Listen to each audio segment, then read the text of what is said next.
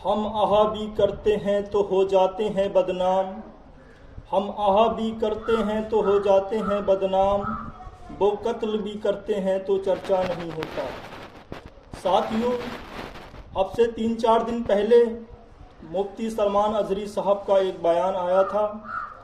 उन्होंने अपनी स्पीच में एक जुमला कहा था, वो ये था कि कुछ देर की खामोशी है फिर शोर आएगा, कुत्तों का वक्त आया है हमारा दौर आएगा। तो उनके इसी बयान को लेकर उनकी गिरफ्तारी हुई थी। हालांकि मुफ्ती साहब ने जो बयान दिया था वो हेड स्पीच के दायरे से बाहर आता है। उनके बयान में कहीं पर भी कोई ऐसी बात नहीं की गई थी जिसमें किसी हिंदू, किसी मुसलमान, किसी सिख या किसी ईसाई का नाम आता हो। लेकिन फिर भी मुफ्ती साहब को गिरफ्तार कर लिया गया, जो कि बहुत शर्मिंदगी और तानाशाही की बात है। मुफ्ती सलमान अजहरी साहब तो मुल्क के अंदर अमन व सुकून का पैगाम देते हैं। न जाने कितने लोग उनकी तकरीरों को सुनकर जुआ खेलना छोड़ दिए, न जाने कितने लोग उनकी तकरीरों को सुनकर नशा करना छोड़ दिए, न जाने कितने लोग उनकी तकरीरों को सुनकर गलत काम करना छोड़ दिए। लेकिन फिर भी मुफ्ती सलमान अजहरी का वो स्पीच, वो बयान को एडिट कर कर किसी एक विशेष समुदाय से जोड़कर उनको गिरफ्तार कर लिया जाता है।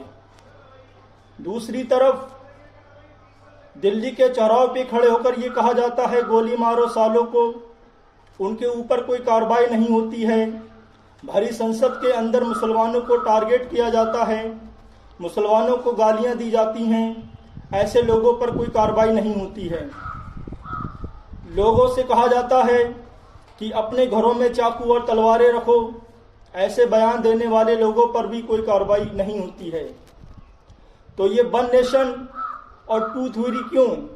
एक तरफ अगर कोई मुसलमान जरा सी भी कोई बात कह देता है तो उस पर तुरंत कार्रवाई हो जाती है, और उसी के अपोजिट अगर कोई दूसरा कुछ भी कहता है तो उस पर किसी प्रकार की कोई कार्रवाई क्यों नहीं होती है?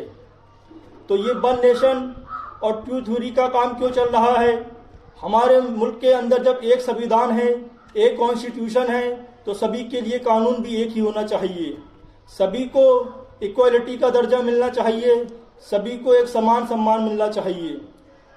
मैं अपने नौजवान भाइयों से गुजारिश करता हूँ कि अपने उलमाओं के लिए आवाज़ उठाएं। अगर तुम आज अपने उलमाओं के लिए नहीं बोलोगे तो आने वाली तुम्हारी नस्लें बुआरी और गूंगी पैदा होंगी। आज अपने उलमाओं के हकों के लिए लड़ोगे, उनके लिए आवाज़ उठाओगे, तो तुम्हारा अल्लाह भी खुश होगा और तुम्हारा आखिरत भी बनेगी।